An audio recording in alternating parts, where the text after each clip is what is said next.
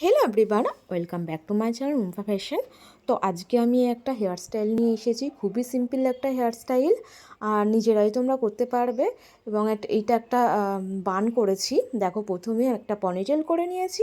পনিটেলটাকে নিচের দিকে একটা ক্লিপ দিয়ে আটকে দিয়েছি এবং এক্সট্রা যে চুলটা আছে সেটা একটা ছোটো রাবার ব্যান্ড দিয়ে আটকে দিয়ে আমি উপর দিক দিয়ে মুড়িয়ে নিয়ে একটা বান করে নিচ্ছি। দেখো, এত সুন্দর একটা বান হচ্ছে।